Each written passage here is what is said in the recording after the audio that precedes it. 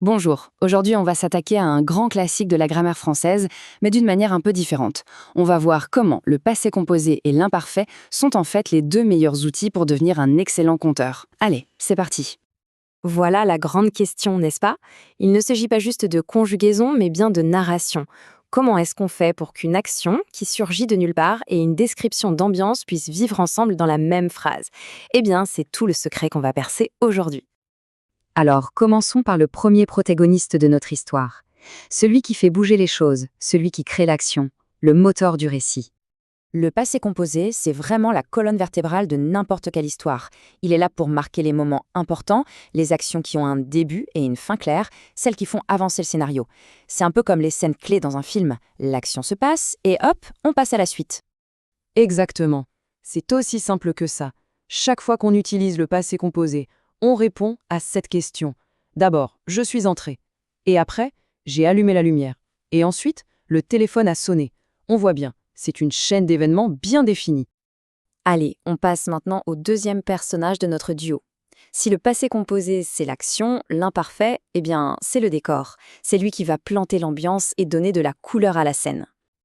L'imparfait, lui, il ne fait pas vraiment avancer l'histoire, il l'épaissit, il l'enrichit.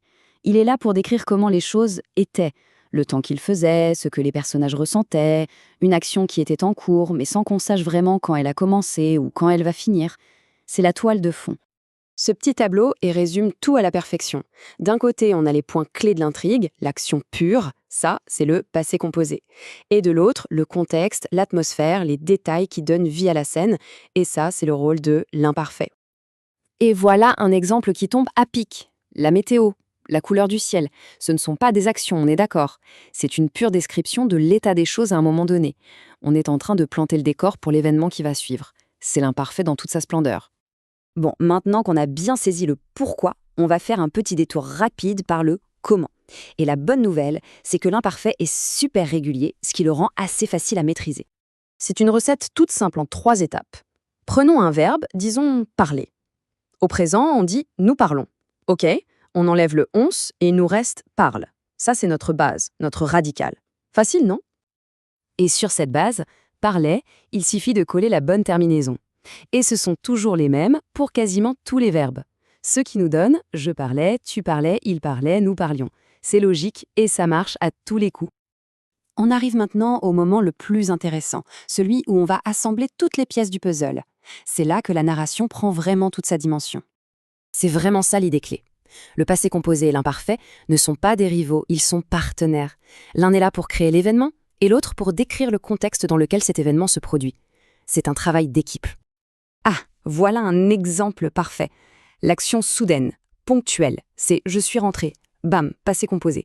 Mais que se passait-il à ce moment précis? Eh bien, elle dormait. Une action qui était déjà en cours, un état qui durait. L'action principale vient en quelque sorte interrompre la scène d'arrière-plan. C'est exactement le même principe ici. L'événement qui arrive d'un coup, le bébé s'est réveillé, il se produit pendant que l'action de fond, je préparais le repas, était déjà en train de se dérouler. L'imparfait nous donne le cadre et le passé composé nous donne l'événement qui vient s'y inscrire.